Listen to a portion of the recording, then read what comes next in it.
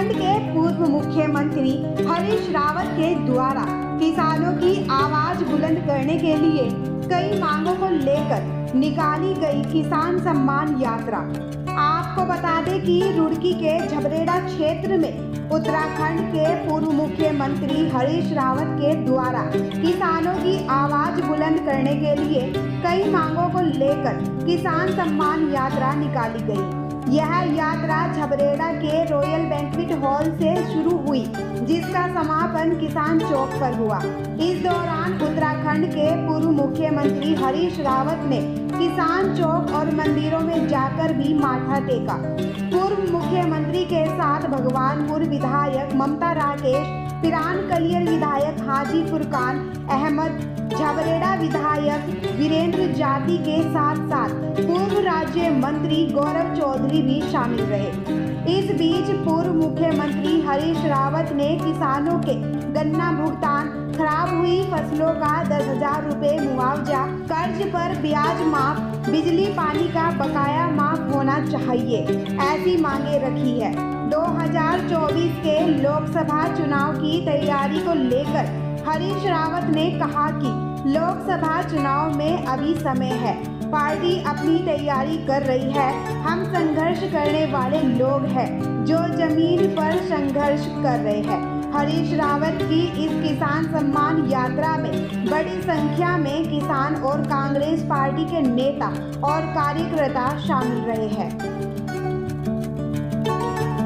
देहरादून में मुख्यमंत्री हाउस कूच के वक्त में ये फैसला किया था कि हम इस मुद्दे को बढ़ाए रखने के लिए किसान सम्मान यात्रा निकालेंगे और इस ज़िले के 6 स्थानों पर हम इस तरीके की यात्रा निकालेंगे। आज यहाँ से शुरुआत और हमारी लगातार मांग है एक तो मुआवजे की राशि बढ़ाई जाए, प्रति बीघा 1100 के बजाय 10,000 की जाए, और इकबालपुर चीनी मिल का जो बकाया है उसका भुगतान प्रारंभ किया जाए, और गन्ने का खरीद मूल्य 425 रुपये पर क्विंटल से अधिक होना चाहिए, और जो फसल चक्र में बिजली पानी का बकाया है वो माफ़ होना चाहिए, और कर्ज पर ब्याज माफ़ होना चाहिए। 2024 को लेकर क्या तैयारी कर 2024 अभी 7-8 महीने दूर है और वो पार्टी कर रही होगी। हम तो संघर्ष के दीवाने हैं और संघर्ष में साथ। कांग्रेस पार्टी ने हमारे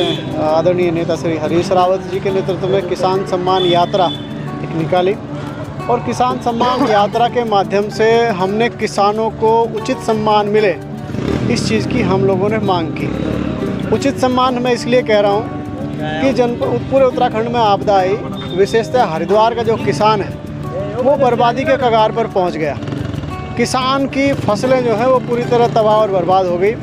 हम लोगों ने मांग की कि पूरी तरह से सर्वेक्षण और निरीक्षण जो है वो उचित तरीके से किसानों का किया जाए, और हम लोगों ने प्रति बीघा मुआवजा 10 से 12,000 रुपये की मांग की है, क्योंकि किसानों को अपने पैरों पर खड़ा होने के लिए इस मुआवजे की अत्यंत आवश्यकता है। देखिए, किसान क्या होता है, फसल के आधार पर कर्ज ले लेता है, फिर उसकी बुआई करता है और उम्मीद करता है कि जब मेरी फसल पकेगी तब मैं इस कर्ज को लौटा दूंगा।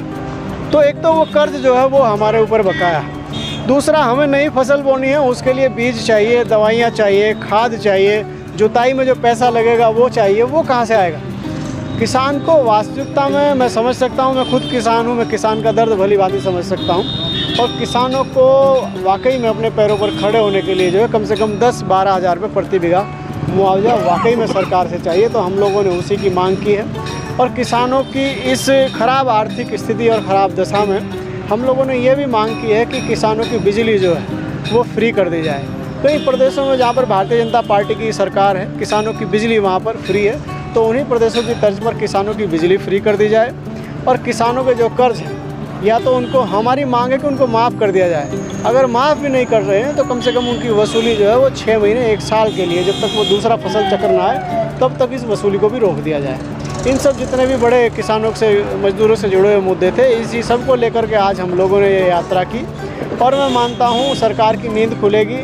हमारा लगभग 108 करोड़ रुपए इकबालपुर चीनी मिल पर भी बकाया है, उसके परिप्रेक्ष्य में भी हम लोगों ने मांग की है कि वो बकाया जो है किसानों का दिया जाए।